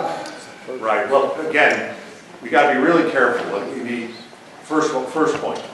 I mean, the Iranians were some of the guys that myself and my soldiers were fighting against when we were in Iraq both times. I mean, we have killed and captured a large number of Iranian operatives that we found in Iraq. There's also some in Western Afghanistan. And we don't shy away from going after them, I assure you of that. And we needed to, because they have very effective weapons that can really harm us and our friends on the ground.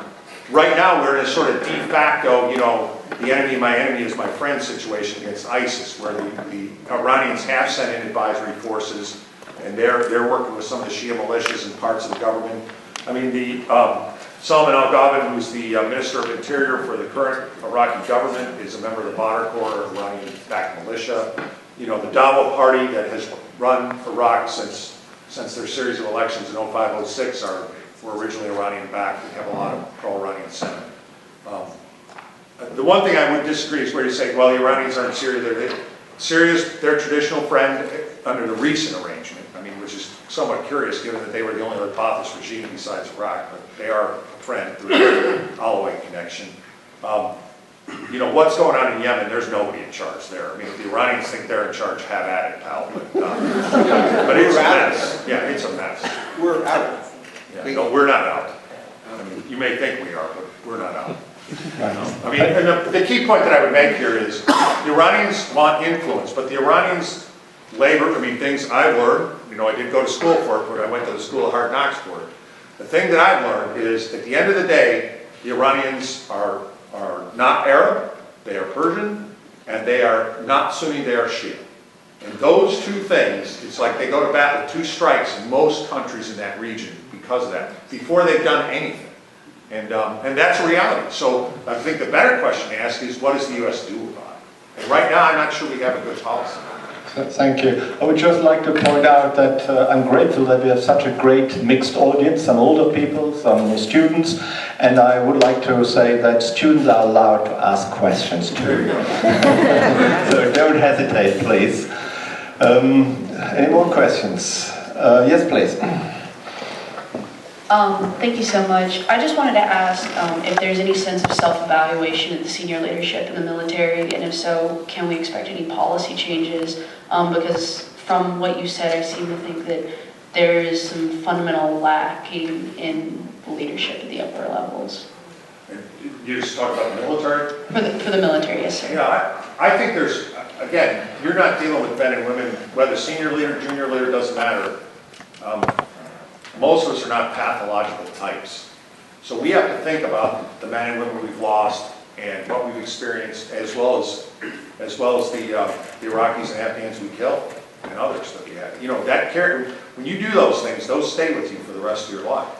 And you always think about them. I mean, I don't think there's a day that goes by that to include when I was doing it, that I didn't have to think about that a little bit. Now the question on self-reflection, I think, is what do you do about that? Okay, you may feel good about parts of it, you feel bad about parts of it, you feel ashamed, whatever the case is. What do you do with it? And I think that's where we really have to look. You know, will there be, leaving aside whether we ever have to choke out a commission of America or whatever, the U.S. military today, the Army in particular, my service, could tomorrow, at the direction of their uniform leadership, begin an after-action review on this war. And they could look at just what the military did. They could ask questions like, how did we get to Albuquerque? Why was it that it took till 6 or 7 years in the war to get proper armored vehicles for our troops? I mean, these are things that would raise bigger questions, but they can be asked within a military framework. I don't see any of that. In fact, I see quite the reverse.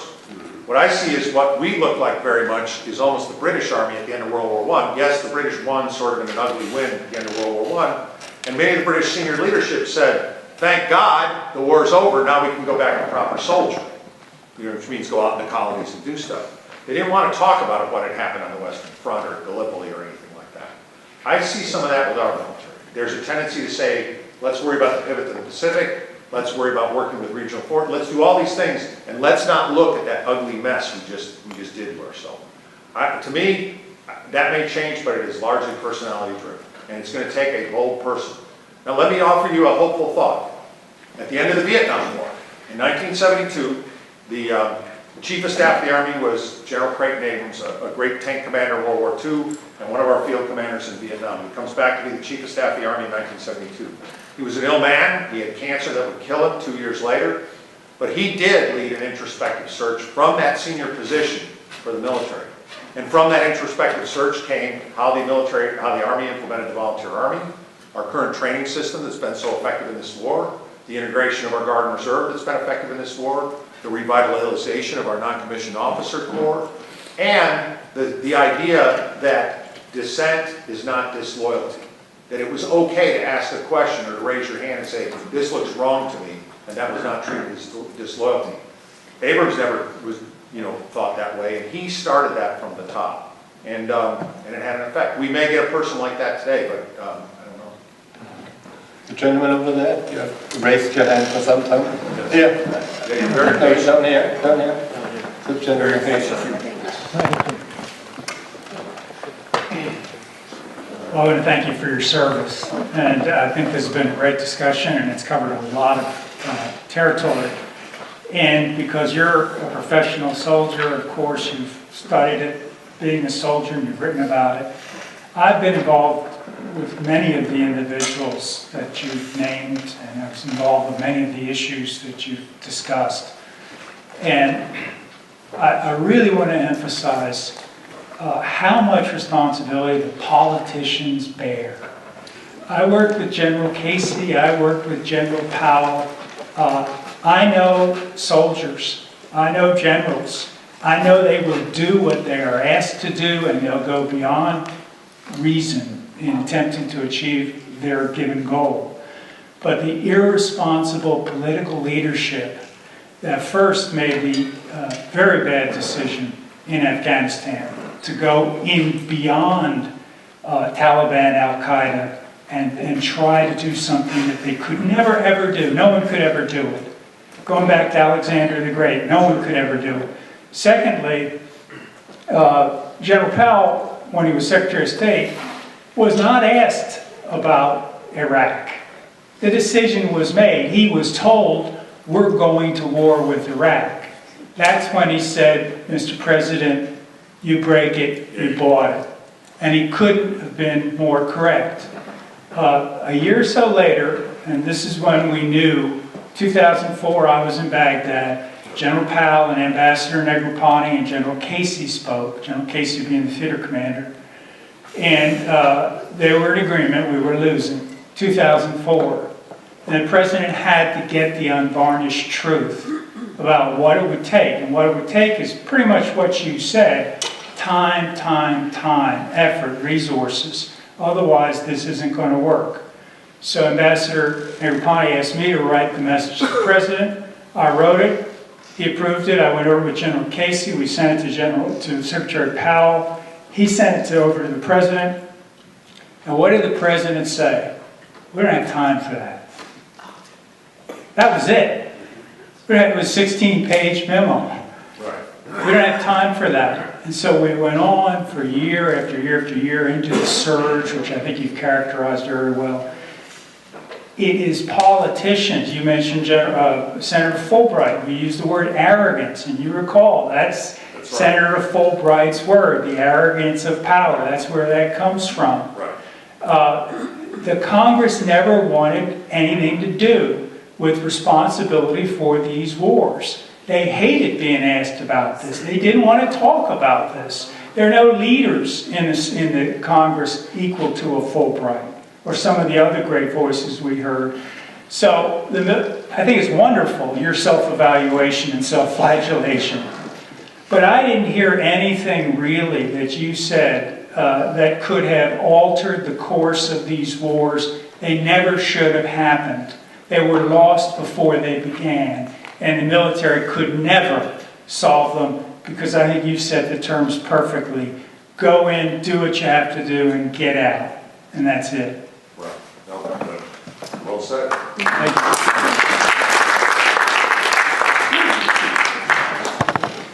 Thank you. We have got time for a few more questions. Okay. Let me get the person up there, right in the middle there, who raised your hand. Yeah. I don't want to discriminate against the back of the room. That's right. I first want to just say thank you, sir, for your service and for coming to speak to us. You mentioned the pivot to Asia, and I feel like an elephant in the room is the fact that, we have other countries that are increasing their military presence, especially in the Asian theater and around the Indian Ocean. And I'd be curious to hear your thoughts about your recommendation to cut back U.S. military spending and forces while these other nations are increasing their spending. Okay, the pivot to Asia that you're referring to in 2011, in a series of public announcements, the Obama administration indicated we were refocusing from fighting a series of large land counterinsurgencies in the Middle East put our emphasis more on air and sea efforts in the Pacific region. And of course, they were very careful to say, now we're not containing the Chinese. The Chinese were very observant and noticed it sure looked like it. And to the extent that even the, I know the Navy and the Air Force in their Air Sea Battle Office, had to remove all references to China. And they said, well, we could use this against North Korea. It's like they wouldn't even notice it, but I mean, because they got their own issues. But yeah, I mean, all I would offer is that's something that deserves a lot of public scrutiny. I mean, look, I have no grief for the People's Republic of China. I think that they're trouble. I think they definitely are a competitive power. I think they do a lot of mischief around the world and all that. That said, I'm not sure if the solution is to build the U.S. military to fight the Chinese. We did try that in Korea, and it was not very fun. I mean, it was very difficult, and they can put a lot of troops on the ground. Moreover, they're now a nuclear power like us, and so all these visions they have of somehow we're going to fight for islands out in the Spratlys or something. I mean, two nuclear powers are going to duke it out over the Spratly Islands? I mean, that is a definition of crazy in my view. I mean, the only thing we should do with the Chinese is deter them and figure out what it takes to keep them from doing something that we can't live with. But as far as reconfiguring our military somehow to fight the Chinese, I would not recommend that at all. I mean, I don't think it's wise. Thank you. Tell me, as a long-serving active soldier, both under President Bush and President Obama, did you notice a difference? To be honest, no, vast continuity. And it was not accidental. You might recall that Secretary Gates stayed in office intentionally to provide that continuity. I expected more of a difference. I really did. I was serving in Iraq at the time of the inauguration, and we expected, because of the campaign rhetoric, that there was going to be an immediate drawdown. And there was not. In fact, it kept going on and on and on. Yeah, not really. I mean, minor differences, rhetoric and things, but as far as policy, a flawed policy continued. That's all I would say. Look, the answer is neither one of them ever had anything to do with the military. One of them allegedly had something to do with the military, and the other one didn't. Thank you. We don't go into our history about President Bush. Yeah. The gentleman over there, please.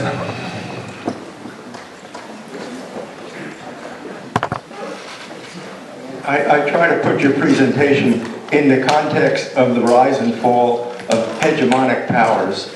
And I'm thinking of China as a rising hegemonic power, and perhaps Iran as another hegemon, and maybe Russia re-rising. And in terms of your perception of the future, how do you see the United States' role when it's being challenged by rising hegemonic powers?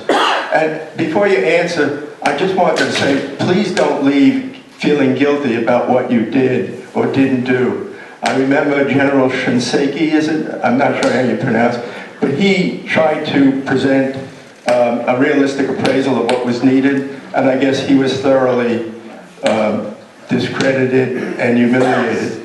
So I would hope you would not leave here feeling that you failed, because I think you really have done the best you could under the conditions that you were working with in terms of the administration. You're kind of said, I mean, I'm proud of the service, and if I can do one thing here before we talk hegemons, just by, I should have done this at the outset. By show of hands, how many veterans do we have in here? Quite a few. And families of veterans? All right. Well, round of applause in order, I would say. I think we sometimes forget how many people actually know about this stuff. Like maybe some presidents, but some people actually do know some stuff about this, and it matters. Your question about hegemons, I mean, puts me back at the old, read my, my Kenneth Waltz books and stuff like that back in school. But we're clearly in a shift from, we were in a bipolar world till 1991 or so, then a unipolar world, the U.S., and now we're beginning to see a multipolar world, reemerge with different power centers. I mean, you did not mention our own hemisphere, but there's quite a good evidence that Brazil is is on the rise, and and they're going to be something. India, of course, in the Indian Ocean. I think that's going to be the world as it's going to be, and the United States has to determine what its role is going to be. We may be the first among equals, not unlike Great Britain was in the 1800s, where it was a multipolar world, but the British were certainly the major power. And we've got to figure out what role do we want to play. And I don't think we've done that, and we certainly have not had the debate, as Mr. Carter said. We haven't even had the discussion since World War II, after World War II, about what should our role be. But we're overdue for it. I was hopeful that this war might cause it, that failures this gross and horrible, with this loss of life and this damage done to our country, as well as to these other countries, might be enough to spur that discussion. But I don't know. It doesn't seem. I mean, you all are interested in it, or you wouldn't be out here on such a wonderful evening. But I'm not too sure a lot of other Americans are all that interested in it. Or if they are, they're interested, at least from what I can tell from the news, in a very simplistic sort of light switch method. You know, I'm mad at so-and-so, go whack them, you know, then turn the light off. What has been the feedback of your fellow soldiers to your book? Did they criticize you a lot? Well, you know, it's a controversial topic, Klaus. I would say it was proportionate to rank. Those who were at the user end, by and large, said, "Yep, we knew that. We lived it. We did sort of like you said, sir. We did the best we could. But gee, I wish you, General, would have given me some smarter orders."